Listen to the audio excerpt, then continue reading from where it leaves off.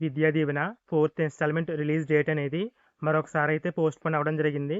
మీకు స్క్రీన్ పైన ఆర్టికల్ అయితే చూపిస్తున్నాను చూడండి. ఇదొచ్చేసి సాక్షి న్యూస్ పేపర్‌లో డిసెంబర్ 20వ తేదీన ఫ్యాక్ట్ చెక్ పేరుతో అయితే రావడం జరిగింది. ఈ ఆర్టికల్‌లో ఉన్న వివరాలు చూసినట్లయితే డిసెంబర్ 29వ తేదీన భీమవరంలో Vidya Deevena 4th instalment amount అనేది రిలీజ్ చేస్తున్నట్లుగా అయితే రాశారు. అంటే డిసెంబర్ 28వ తేదీన రిలీజ్ చేయాల్సిన 4th ఇన్‌స్టాల్‌మెంట్ అమౌంట్ అనేది పోస్ట్‌పోన్ అయ్యి డిసెంబర్ 29వ తేదీన అయితే రిలీజ్ చేయనున్నారు. అలాగే కొంతమంది విద్యార్థులు మా పేరైతే 5 స్టెప్ వెరిఫికేషన్‌కి రాలేదు అని అయితే కంగారు పడుతున్నారు. అలాంటి విద్యార్థులు వచ్చేసి మీరు కాలేజీలో ఆధార్ అథెంటికేషన్ అనేది కంప్లీట్ చేశారో లేదో చెక్ చేసుకోండి.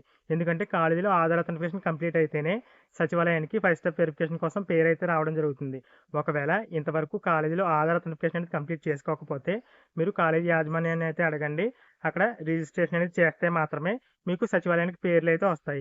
ఒకవేళ ఆధార్ అథెంటికేషన్ అనేది కాలేజీలో కంప్లీట్ అయిపోయి మీ ఫ్రెండ్స్ అందరి పేర్లు వచ్చి మీ పేరు అనేది మీ సచివాలయానికి రాకపోతే మీరు ఒక విషయం అయితే అర్థం చేసుకోవాలి. ఏంటంటే మీరు ఆధార్ అథెంటికేషన్ ఇచ్చేటప్పుడు సచివాలయం కోడ్ అనేది తప్పుగా ఇచ్చుండొచ్చు. అలాంటి సందర్భాల్లో మీ సచివాలయానికి మీ పేరు అయితే రాదు. అలాంటప్పుడు మీరు ఏం చేస్తారంటే మీరు ఏ సచివాలయంలో మ్యాప్ అయి ఉన్నారో అంటే ఏ సచివాలయంలో వాలంటీర్‌కి మ్యాప్ అయి ఉన్నారో ఆ సచివాలయానికి వెళ్లి నవశకం వెల్ఫేర్ అసిస్టెంట్ లాగిన్‌లో మీ యొక్క ఆధార్ నెంబర్ ద్వారా సెర్చ్ చేయండి. ఒకవేళ డీటెయిల్స్ ఓపెన్ అయితే మీరు ఏదైతే సచివాలయంలో మ్యాప్ అయి ఉన్నారో ఆ సచివాలయంలోనే 5 స్టెప్ వెరిఫికేషన్‌కి మీ పేరు అనేది యాడ్ చేసుకొని 5 స్టెప్ వెరిఫికేషన్ అనేది కంప్లీట్ చేసుకోవచ్చు.